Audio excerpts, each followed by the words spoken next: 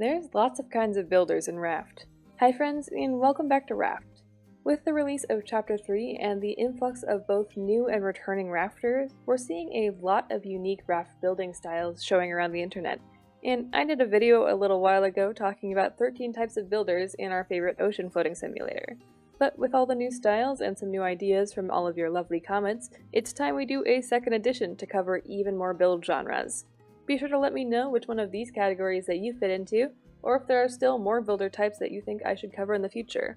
Also, if you enjoyed the video, consider leaving a like and subscribing to the channel. It would be much appreciated. But without further ado, let's talk about 10 more types of raft builders.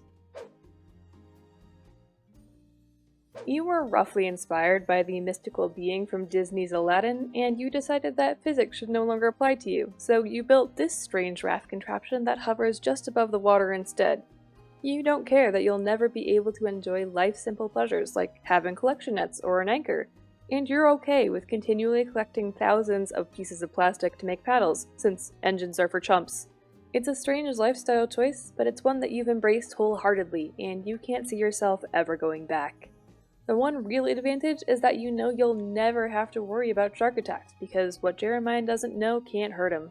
A whole new world awaits, and your flying platform is the perfect mechanism to explore it with. The Curator's Raft is more about showcasing all of their rafting accomplishments and rare items than it is about being a living space. Of course, the Curator has a dedicated room showing off every developer painting, let alone every other painting that also exists in the game. Your trophy room contains every unique head in the game, including the one and only white Screecher head from Caravan Town that you had no real reason to take out. And you've even gone so far as to get all 6 of the unique cassette tapes. We don't even need to mention the stacks upon stacks of every tiki piece, let alone all of the common fishing treasure. You've visited several plane and boat crash islands just to pick up enough hats to fill your displays, along with every other hat that you can find scattered throughout the world. These items require dedication and hard work to collect, so you're determined to show it off to the world in a meaningful way. If you can think of a rare item, the Curator has it. And it's for exactly one visitor, themselves. Not to be confused with the minimalist who simply doesn't see the use in hanging on to materials that you may need in the future, the Cheapskate has everything that they could possibly need, but instead chooses not to use it. If you need some more metal to craft a replacement hook, just make a plastic one instead, since you've got all that stuff at home. You don't only cheap out on making better tools that would increase your quality of life, but you also insist on building with the cheapest and most abundant materials that you could find. And even then, you're just not into building some mega raft with more bells and whistles than you could ever need. A simple shelter is all that it takes for you to be content. All of those resources that you've stored away are for emergencies only. What constitutes emergencies, you're not exactly sure, but that doesn't matter. You're the raft equivalent of a parent telling their kids in the back of the car that they can't go to McDonald's because you have food at home, and you're okay with that. If you're in the newbie category, you're already familiar with Raft, but you've never played it before. Maybe you watched some build tutorials by your favorite Raft YouTuber, or watched some live streams to figure out what the game was about before you purchased it when the world was hyped about the release of Chapter 3. You thought, that looks fun, and it should be easy enough to build something cool. And, well, you were kinda right. At least it's a very fun game, but you're still struggling to figure out how proportions work and how to make anything that you're proud of. Don't let that get you down though, because everyone has to start somewhere and you're still early in your design lifecycle. Maybe you're not making masterpiece rafts in your first couple of worlds, but you're not struggling to get a hold of the basic building ideas like the beginner's giant flat circle is. You understand that there's more to life than just surviving, and building up your raft is half the fun. They say that the journey of 1,000 miles begins with a single step, and you've just put your first stamp on your own world. The Botanist is like the Curator, except for that their fascination is only sparked by the many plants that Raft has to offer.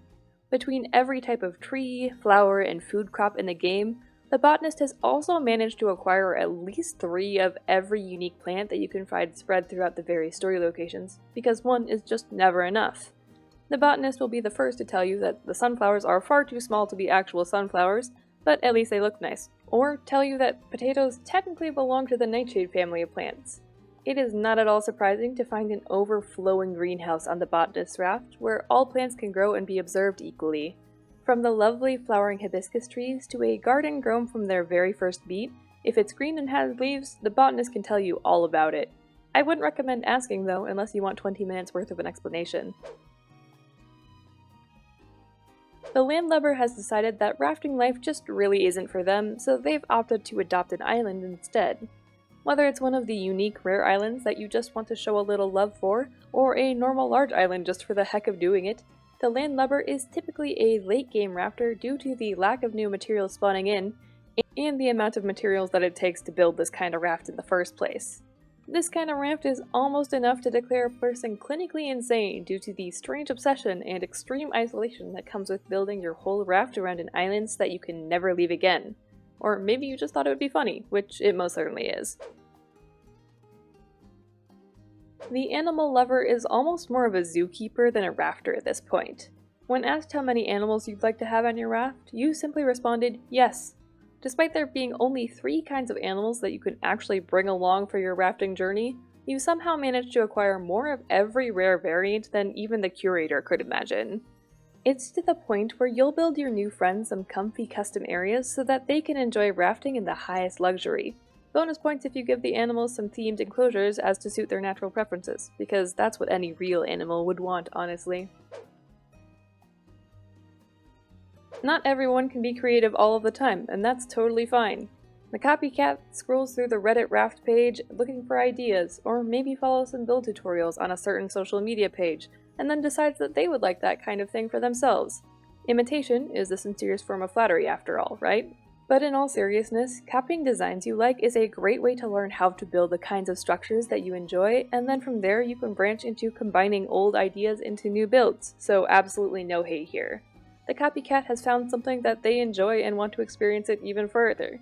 It still takes the same amount of resources and effort to actually build the raft, so kudos to the Copycat for recognizing their limitations and finding a way to overcome them anyways.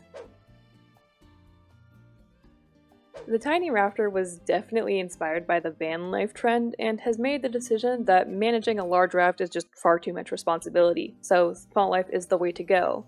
You're obsessed with fitting as many features as you possibly can into the smallest area, so that you can have everything you could possibly need right at your fingertips. Tiny rafts can be ridiculously impressive with their extreme focus on functionality and a major emphasis on efficiency. Some good things do come in small packages after all.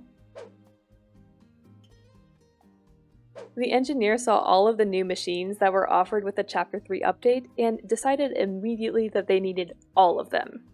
If it's something that you can power in any way, shape, or form, the engineer has it on their raft regardless of whether or not it's super practical. Even machines that are arguably useless, like the advanced smelter, still have a place on your raft, and you'll still love them even if everyone else on the internet has agreed that it's a waste of space and time, along with the 40 billion other machines that you have clogging up every available surface.